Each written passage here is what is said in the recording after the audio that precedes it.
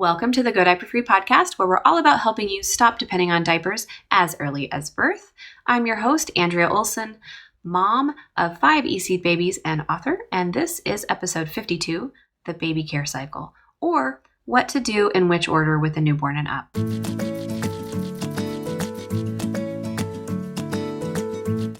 So you guys, when I first had my first baby, the boob was my go-to.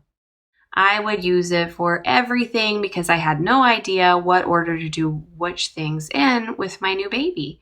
And now I know better. And I had no idea how to get him to go to sleep. And now I know better. I had no idea really what to do when. Now I know because I've had 5 babies. Today's show, I'm going to share the baby care cycle that I use in my house with my babies. This is one way to find a rhythm with your baby and to set a healthy care cycle from the beginning, something that you just learn once and you repeat, and it expands as your baby grows. And it's a really nice way of remembering to cover all your bases with your baby so that they're not just fussy out of nowhere and you're like, oh my gosh, what's happening? You actually know which things they need and in what order is usually beneficial. So I am not a doctor. I am not giving you medical advice. I want you to consult with your own professional medical practitioner instead of using my advice. Clear all this with them if that's what you do. But this is what works in my family, and I think it's very helpful. And with all the moms and dads that I've shared this with, it's been really helpful in their homes. Now, I have adapted this cycle from BabyWise. It is a book that unfortunately talks about cry it out. I want you all to know right now that I'm not an advocate of letting baby cry it out. That is the only thing or the biggest thing in that book that I do not agree with, but BabyWise is great, and then it shows you how to do this baby care cycle. The way they teach it uses diapers instead of the potty, so that's how I've modified it. And the ways that it expands as baby grows, I really studied this with my second baby and my third baby to really get a handle on how to get this just going a little bit more smoothly with them. So definitely check out their book if you want to learn more about this. So here's how I've adapted it. I'm going to keep it short and simple today. Baby wakes up. We potty the baby. We nurse the baby. We play with the baby or have awake time with the baby. We potty the baby once more. We put the baby to sleep. Now for a newborn, this whole cycle can really take about 30 minutes. The longest part of that being the breastfeeding part. We're going to go through and break down each of these parts, but basically that cycle is the same kind of cycle that I sort of do in my life, but it's the whole day and I don't take a nap in between. I wake up, I go to the bathroom, I eat, I play or I work. I go to the bathroom, I play or I work. I go to the bathroom, I play or I work. I eat again, and then I play or I watch a movie or something, and then I go to the bathroom, and then I go to sleep. So you guys see it's not that much different from an adult cycle, but we are the caregivers, and here we're providing the care to the baby. So some people will also switch up the potty and the nurse thing. It depends on who you are and your baby and all of your temperaments. So we might change this to say wake, then nurse, then potty, then awake time or playtime, then potty, and then sleep. Sometimes the baby won't potty again before they go to sleep. So this is all optional, but it's a general idea of a cycle, right? So let's go through it. The first thing is baby wakes up. So some people will wait until they know for sure that the baby's waking up. If my baby's been asleep as long as I think is normal, which I find all of those charts on the baby sleep site to be invaluable on what is a normal amount of sleep per age. So when they wake up, I usually get my babies, especially when they're newborns, when they're first starting to shift, because that's when the antidiuretic hormone wears off, ADH, and that's when the bladder fills, and that's when they need to go potty. So I like to catch that wake up pee as one of the 4 easy catches. So waking up can mean a variety of things. And when you actually get your baby out of their sleep space will determine whether or not the next part of the cycle works or not, the potty. So wake, then potty, then nurse is the way that I like to do it. With some of my babies, I've done wake, then nurse, then potty. So let's talk about these next 2 things. The potty thing is a potty-tunity. It's an offering. It's not a guaranteed catch. It's not something that you should be like, okay, when they wake up, I'm definitely going to catch a pee. It's not guaranteed, but it's something that we want to offer consistently, especially if we're doing part-time EC. When they wake up, we set them on the potty or hold them over it. And that will vary by the age. Now, my book, Go Diaper-Free, definitely gives you a lot of options based on the age for that. So when they wake up, we offer the potty. Now, what that does is allows them to empty their bladder and go number 2 if they need to, so that they can settle in comfortably for a longer breastfeeding session. So let's talk about that. When I say nursing and breastfeeding, you can also alternate bottle feeding or feeding a meal of solids and water with that. So whatever your feeding is, we do wake, then potty, then feed. I am just using nursing because that's my experience, that I've been blessed to be able to breastfeed all of my babies. So that might not be your reality, so just modify that, obviously. So after they have relieved themselves and cleared their bowels, then we can nurse and usually get a full nurse. Now, if you have a brand new baby, you might experience that they need to go potty during nursing or that they want to nurse first. So when they wake up and you nurse them, you would do this nursing over a waterproof pad or in a backup, a diaper backup, where you would cue along with them as they go, or you would have your Top Hat potty nearby, which you can grab one at my other shop at tinyandies.com. Top Hat potty is a great newborn potty. So when they pop off the breast during nursing or bottle feeding, that is a signal that they need to go to the bathroom. You can hold them over the receptacle or the pad and cue for poop or for pee or both, or whatever. You can blow on the top of their head. Everybody has different signals or different cues. Then get them back on the breast or the bottle for more feeding, because that popping off the breast doesn't necessarily mean they're done nursing or feeding. It might just mean that they need to go to the bathroom. And I know that I can't really eat and go to the bathroom at the same time. It's kind of hard. So why would we expect that of a baby? So we've got wake, then potty, then nurse, or wake, then nurse, then potty, or wake and nurse, and there's all sorts of potty happening during the nursing. You know if that's you. All right, so after we're done taking care of those basic needs, the ins and the outs, the feeding and the pottying, then we have a wake time. And that play time, it turns into playtime as the baby gets older and is able to play. And if you don't know how to play with your baby, just go back to episode 51. That's my last episode before this one, and it'll give you all sorts of ideas. But this time of play, or awake time, is going to expand as your baby gets older. And that's the cool thing about what the big light bulb moment when I read Baby Wise for the first time was, oh, okay. So they wake up, they say change the diaper and then feed them, or feed them and then change their diaper. Okay, we got all that stuff done. And then what do we do next? Well, we have all this time before they go to sleep again. And at first it's only 15 minutes, and then it's 30 minutes, and then it's 45 minutes. And before you know it, we've got 2 or 3 hours in between naps. And before you know it, we've got 5 hours and there's only an afternoon nap.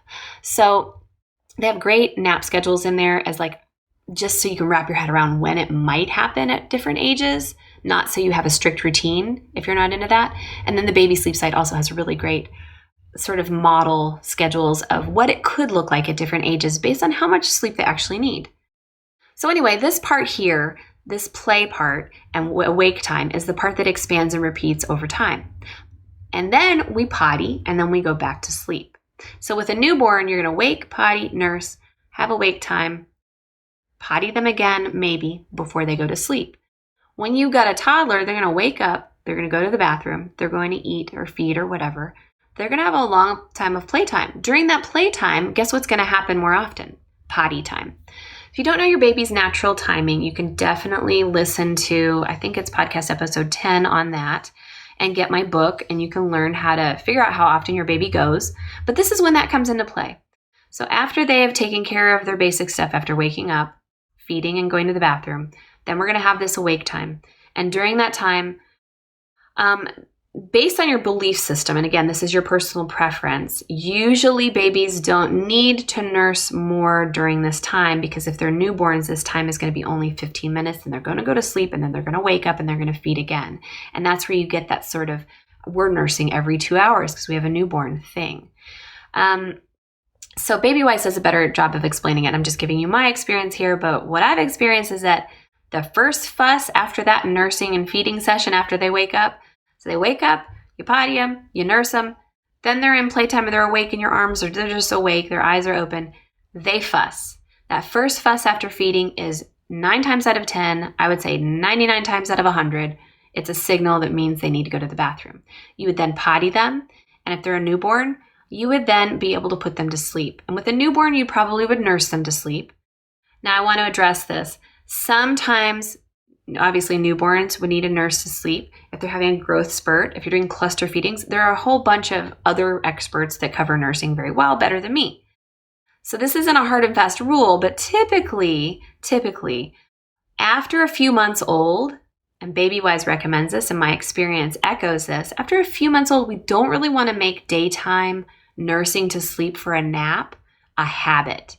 So there are alternatives to putting your baby to sleep without having to nurse them to sleep during the day that are found in the BabyWise book that I highly recommend, besides Cry It Out, obviously. Nighttime sleep, if you're not nursing to sleep at every nap during the daytime, if you nurse to sleep at night, my experience has been, and that book also says, but I've definitely experienced this, that our babies sleep longer at night. And our babies who we've done this with have slept through the night at earlier ages, age-appropriate ages, obviously not newborns here, because they didn't develop this habit of always needing the boob to go to sleep during the day. So we vary it up. We would use, we'd have daddy do it. We'd have our babysitter do it. We'd have a pacifier. We would have a swing. We would rock the baby instead of nursing, and sometimes we would nurse to sleep during the day. So hopefully that makes sense. Before I put my babies to sleep, I do always offer a potty tunity. Even the 3-year-old, the 5-year-old, everybody goes to the potty and at least tries before they go to sleep, because that's going to allow a better, deeper, more comfortable sleep. So that's why that's inserted right before going back to sleep. If you need advice on sleep, please look up the baby sleep site or BabyWise without the Cry It Out part. Okay, so let me just see if I've missed anything else.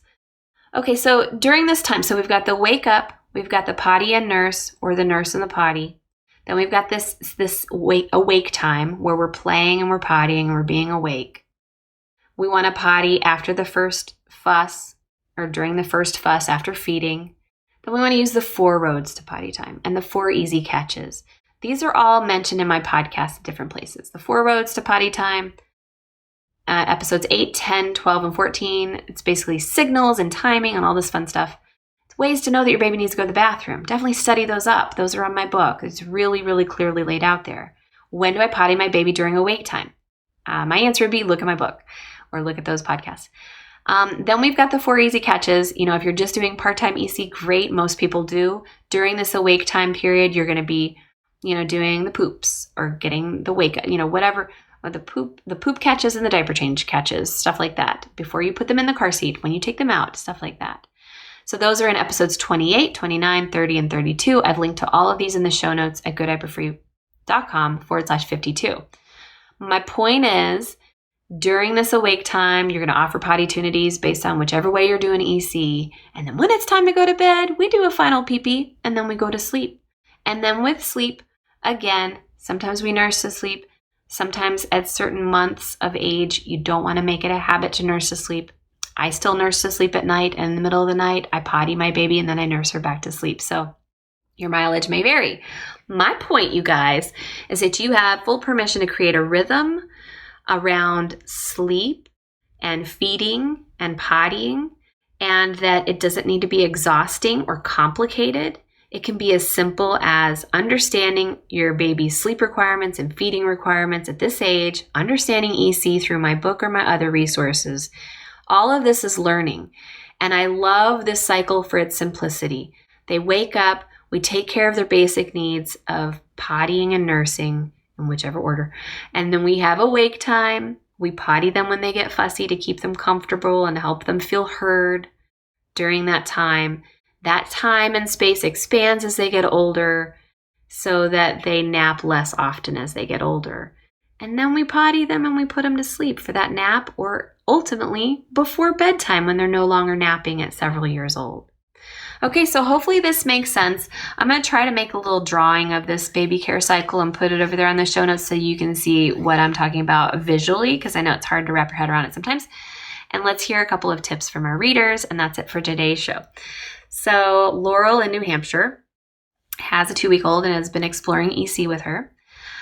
She says her tip is, I'd say the most helpful thing is to remember to follow my instincts and not get caught up in looking for any possible cue or doing more than feels good. Getting a routine around diaper changing and pottying has been the most successful. I will either observe that I think she needs to go and then take the diaper off, find it's dry, and offer the potty, or even if I find it wet, I will still usually offer. I love having this knowledge in my consciousness for learning to decipher my baby's communication. That is wonderful, Laurel, and you are talking about one of our easy catches, which is at every diaper change, which can be integrated into this baby care cycle very, very easily. When they wake up and we change their diaper, we offer them the potty. And Sabine from Sweden, her tip is to start out small, to make smaller goals. It's not supposed to be all potty and super stressful. Chances are that you will quit and baby will refuse going potty if you make it all potty. Begin with the easy catches, waking up and diaper changes, and what fits into your schedule. It's really all about not changing poopy diapers, and then just start with catching the poos. So if you want, what she's saying in the last part there is if you just don't want to change the poopy diapers, then just start with catching the poops. Just keep it simple, you guys. EC is not that complicated. It's just something we've got to try out and learn, and then integrate it into some kind of rhythm and routine in our day that we consciously choose to implement. Or not. You can just also go through your day and just ride the rhythms, and some people just do that and go with whatever comes. If you're like me and it's a little overwhelming to make sure the baby, the brand new first-time mom baby, has everything it needs, then, adhering to a cycle that creates a rhythm that's predictable could be really good for you. So take or leave whatever you found from this to be helpful, and I want you to write a comment in today's show notes at GoDiaper-FREE.com/52. At the bottom of that blog post, there'll be a place for you to add your comment. What did you learn today? What part of this are you going to implement? And do you have any ideas or thoughts that I didn't mention that might help somebody else? Because we are a community here and we help each other out. All right, so that's it for today. I'm Andrea Olson with the Go Diaper Free podcast at GoDiaper-FREE.com, and I'll see you next week. I promised I wouldn't go long, and I did. I can't help myself. Okay, so there should be a picture of this over at the show notes at GoDiaper-FREE.com/52. Please comment below with anything that you have learned today or any additional advice that you have. And please be nice, because this is, this is personal choice. So my way is not your way, and your way might be very different from mine, and there is no one right way. So let's just be civil down there in the comments. I know I have to say that on YouTube. On my blog, I don't have to say that because everybody's inherently really nice, but this is a broader pool of people, you guys, and I think that we need to help each other out and support each other's decisions and making good choices for our babies and their care cycles. So definitely subscribe and hit the bell if you want to learn about more videos when they come out, and I'll talk to you next time. I'm Andrea with Go Diaper Free.